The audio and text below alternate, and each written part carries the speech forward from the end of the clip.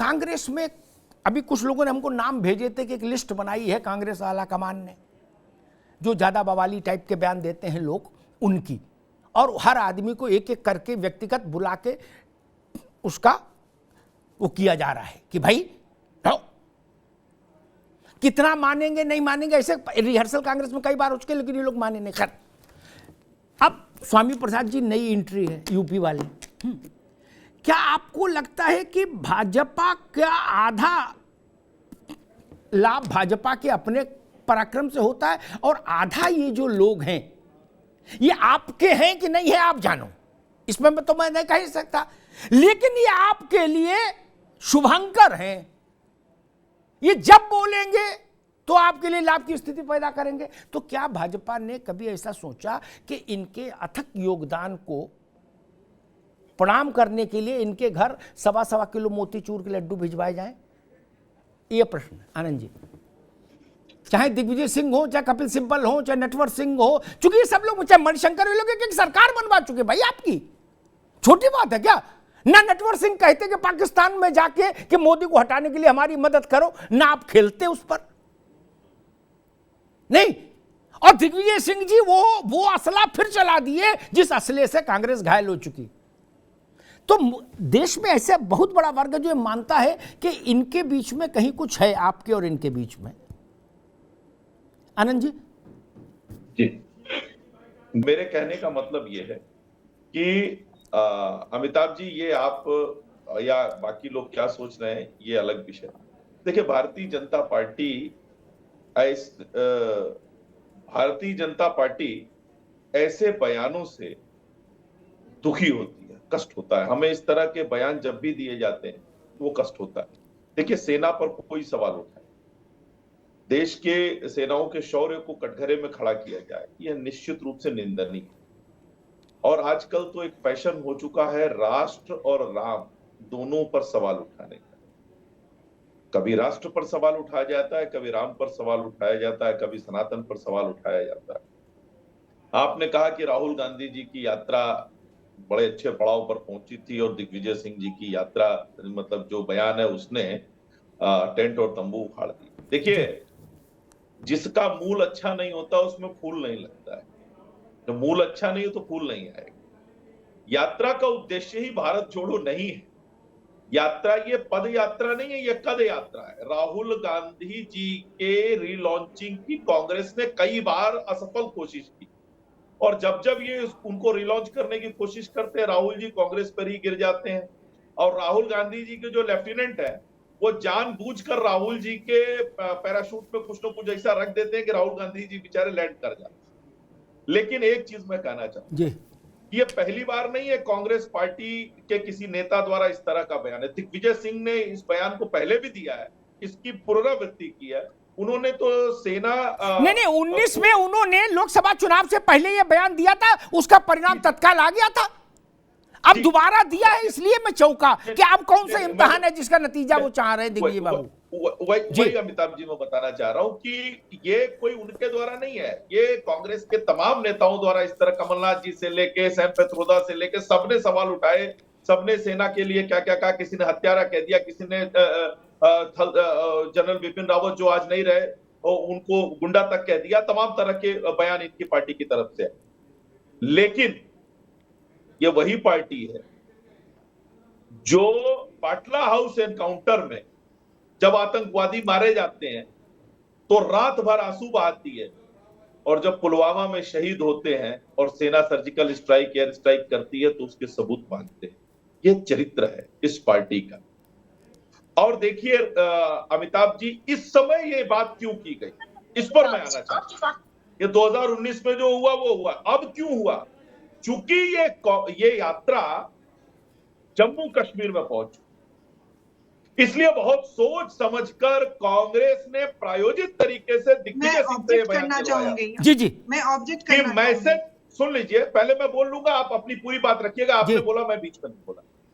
Congress party ने ही दिग्विजय सिंह से यह बात कहवाई है कि आप बयान देकर जो संदेश जहां पहुंचना और पहुंचाना है उसको पहुंचा दीजिए, बाद में हम खंडन कर देंगे, खारिज कर देंगे कि हम ये निजी बयान है। अरे मैडम, मैडम सुन लीजिए, कैसे आप ये बात बोल सकते हैं? सुन लीजिए, हमारी पार्टी की तरफ से कहा गया कि ये सत्य नहीं है, और आप कह रहे हैं ना मैडम, अब आपकी पार्टी है, कुछ ना कुछ तो कहवे करेगी। बनाते हैं नहीं, कुछ ना कुछ क्या कहेगी? आप जो कह रहे हैं, आप भी झूठ इस तरह कह रहे हैं बैठ के, बकायदा आप झूठ बोल रहे हैं। आप कह रहे हैं कि कांग्रेस पार्टी ने कहा, अरे भाई इसको कर दीजिए। सच कितना अरे अच्छा आप लोग वही कर सकते हैं, तो पूरा देश देख रहा है। बीबीसी, सच कितना मैं कितना अच्छा बोल रही हूँ, पूरा देश देख रहा है। बिल्कुल देश देखेगा, बिल्कुल कृपया मुझे नहीं, झूठ बोलेंगे आप तो झूठ बोलने के लिए आपको इतना तो झूठ बोलने दिया जाए। जी जी आनंद जी, जी आनंद जी, आप अपनी बात कंप्लीट करो जी।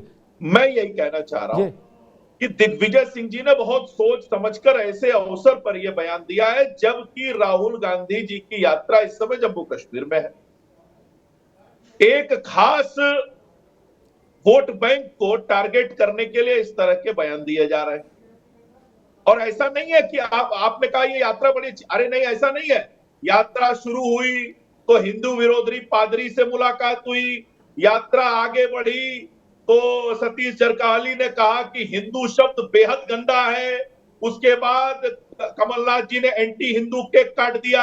इसी बीच में शिवराज पाटिल साहब आए, उन्होंने कहा गीता में जिहाद है। तो ऐसा नहीं है कि यात्रा नहीं ठीक है आनंद जी, दोबारा में आएंगे, मैं रोहित अग्रवाल के पास आया अभी नहीं। लेकिन ये भी है, कल राहुल गांधी रघुनाथ मंदिर भी गए, वो जितना जो कुछ अब उनको लोग बता देते उतना तो कर ही रहे हैं।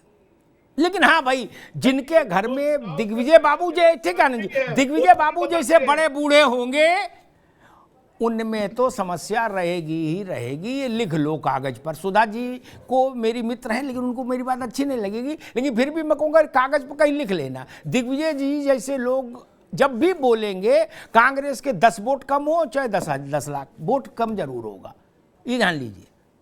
ये तो प्रमाणित है, वैज्ञानिक आधार पर प्रमाणित है। दिग्विजय सिंह जी जब जब बोले हैं, भगवान का पूरा आशीर्वाद है, कांग्रेस उसके बाद आने वाले उस चुनाव में हमेशा पराजित हो गई बुरी तरह से, इतिहास है।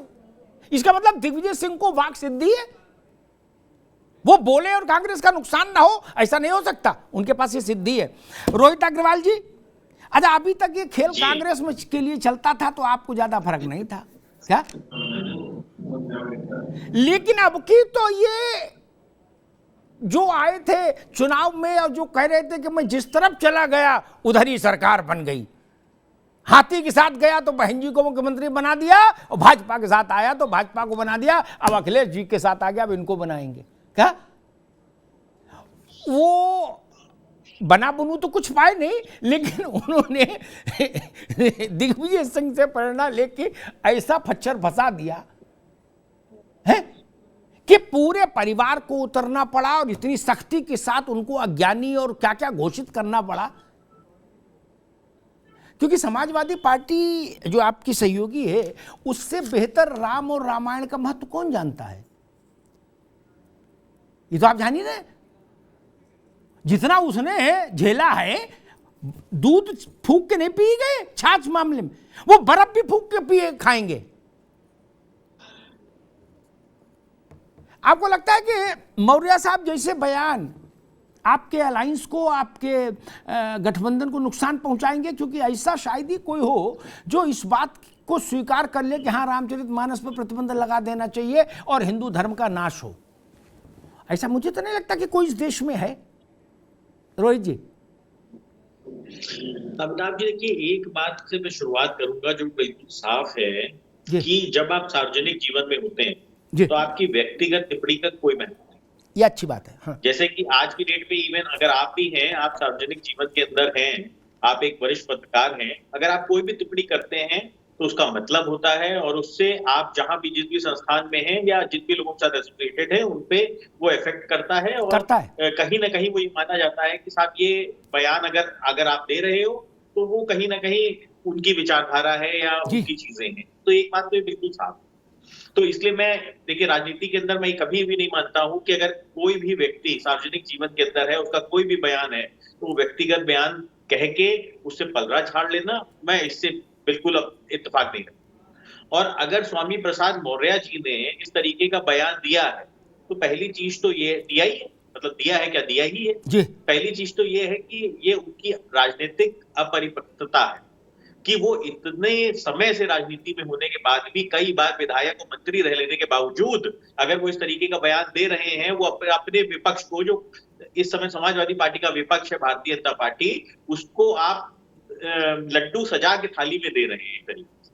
तो ये कहीं ना कहीं आप या तो समझ नहीं पा रहे हैं राजनीति को, या आप समझना नहीं चाह रहे हैं, क्योंकि कहीं ना कहीं उनकी बेटी रोहित जी एक बात कहूं, एक 30 सेकंड जी जी जी जी अब ठीक ठीक ठीक जी जी जी इस बात है ना। और दूसरी चीज ये है कि भारतीय जनता पार्टी को भी शर्म आनी चाहिए कि 5 साल तक स्वामी प्रसाद मौर्य जी मंत्री थे उनके यहाँ और उनकी विचारधारा नहीं बदल पाई।